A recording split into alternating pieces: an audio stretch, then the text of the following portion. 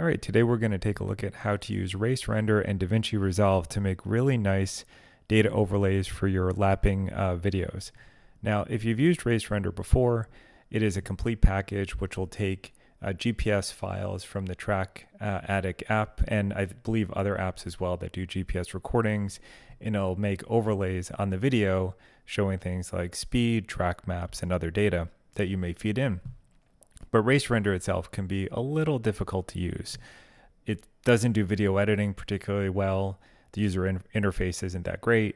And I've always found it very difficult to line up the video and the data files to have the data, sync perfectly and make a good looking video.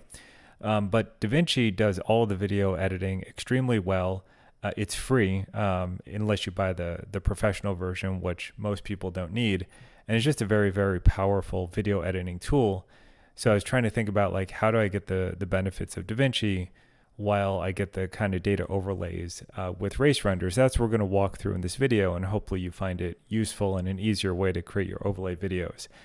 Just to sum up, what we're going to do in a nutshell is we're going to use RaceRender to produce just a rendering overlay, basically, with all kind of the UI elements and data, but we're not going to put any lapping video behind it. It's going to have a black background, and then I'll show you how to bring that into DaVinci and create it, make it transparent and do all the lining up of the overlay video with your track video. And I personally find it much, much easier. So that's what we're going to do, and we will get started. The first thing you need to do is obviously export your data from your lapping application. Here I'm showing you how to kind of pull a data file out of Track Addict. I usually just email it to myself, but then I get the data file. All right, so the next step is to open up RaceRender. So that's what we're going to do right here. And what we're going to do is you can pick whatever you want. Again, remember what we're doing here is we're really just going to use RaceRender to render a video of a data overlay. So I'm gonna make this. I'm gonna create a data overlay. I'm actually not even gonna add any data files right now. I'm gonna keep this super simple. So I'm just gonna say, okay, here it will warn me. I'm gonna say, yep, I want to proceed. So here is my basic RaceRender interface. So what I'm gonna do now I'm gonna actually add my data file, which I've already brought over and loaded onto this machine. So I'm gonna click add. And I will select the lap data file. This is a recent one, so I picked it. And now you can start to design the template you want. We're to make this really straightforward, I'm just gonna go with standard 2. I'm gonna leave all of this in, I don't really care. Now here you can actually you can edit these UI elements if you want. You can rearrange them, but just remember, you're not gonna be putting any video behind this right now. So I'm actually going to remove the best lap. I'm going to remove the HP Tuners logo. I'm going to remove the brake.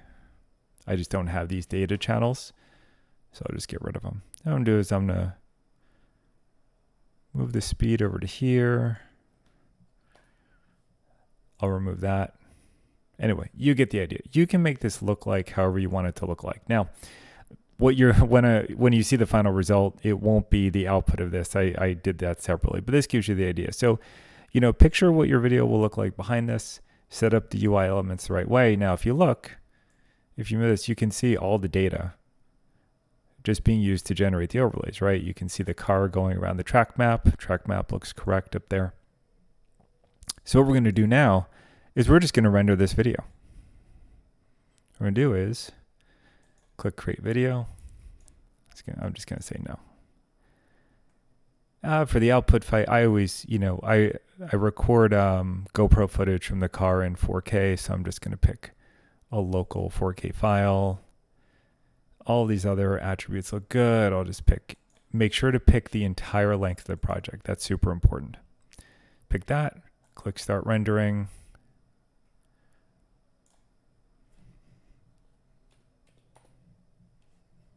We'll click set the output file, save, and off we go.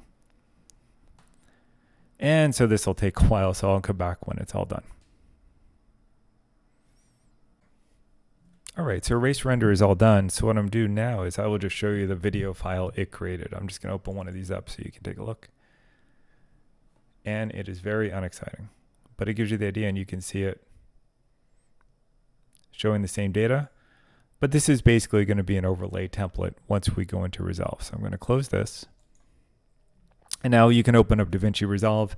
I happen to have a project here all set up and ready to go.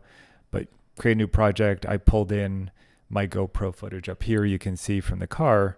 And then the other thing I did is that overlay video I just showed you, I pulled that in as well. So just, you can see, let me get this, there we go. So here's one of these overlay videos.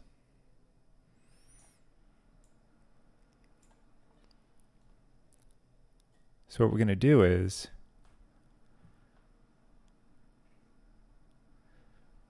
I'm going to take, so this is, I had 2 sessions that day, and I'm going to start, this is the overlay video for session 1. And I happen to know the videos for session 1 are this one. I'm just going to pull this video down. All right. So this is the in-car video for session 1. So I pulled this onto the timeline. And then what I'm going to do is I'm going to pull the overlay video on top of it. Now, of course, you can see here on the right side, it's an overlay. I hit, it blocks it out. So what we need to do is now we need to go in and make it transparent so we can kind of see through and see the video underneath. Now, so there are many ways to do this through something called chroma keying, luma keying, etc. You can look all that up. There are people who are way better at this than me and can probably advise you on the best way to do it. But I did it using the Fusion tool and something called a luma key. So here we go. We have our video set up in our layers. So I'm going to, I'll just put the marker right here. I'm going to click over to Fusion. I don't know. Oh, there we go. Okay. That was weird.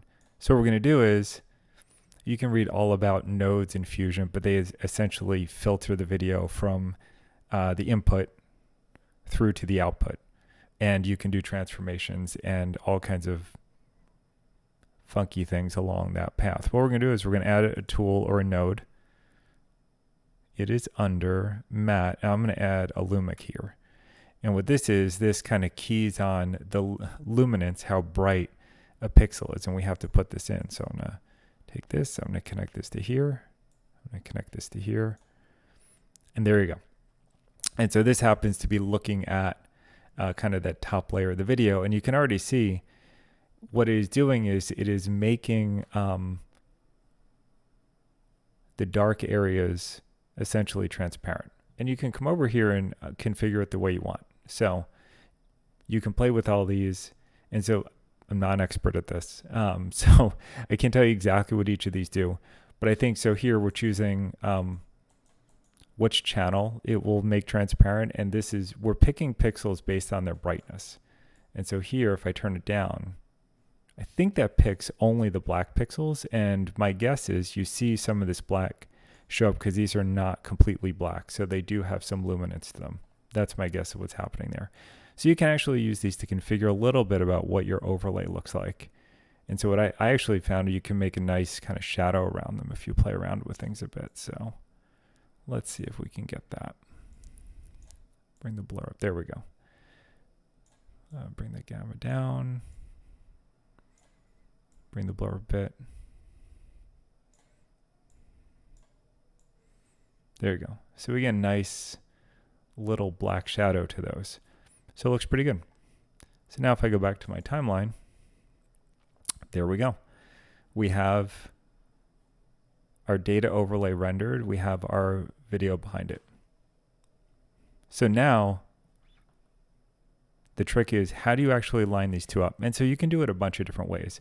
And you can figure out which works best for you. One way is you could look up at the track map here and kind of, you know, when your data gets to the start finish line, you could find the frame in your car and align the videos that way. What I found is, at least in my case, what I found to be really helpful is if you look here, you see my cursor there. If you look at my phone on the dashboard, this was running Track Addict. And so it is set right now to go. And with Track Addict, what happens is when you start to move and it detects movement, the screen actually flashes and says drive. So what I did to line up my my video and my data overlay is I just watched my lap video until I saw this phone screen say drive. And then I set the two the same as each other. So let's see if we can do that here.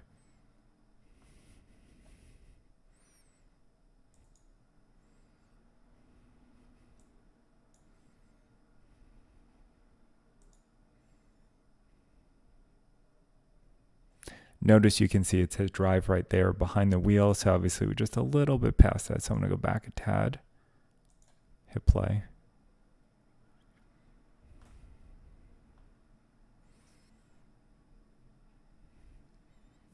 Looks like the cars are about to pull out, so I would expect to see that flip over any second.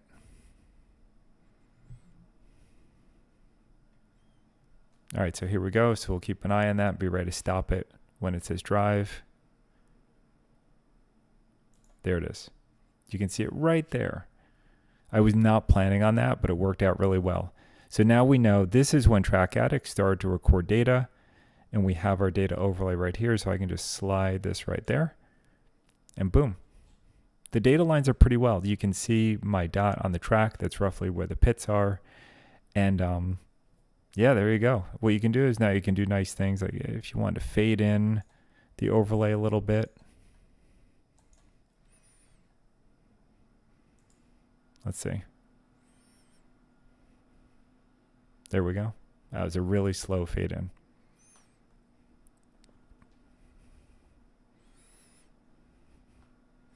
Anyway, that is a quick and easy way on how to use RaceRender to bring your data overlays into DaVinci. Now you have all the power of DaVinci at your hands to do whatever else you want to do with the video.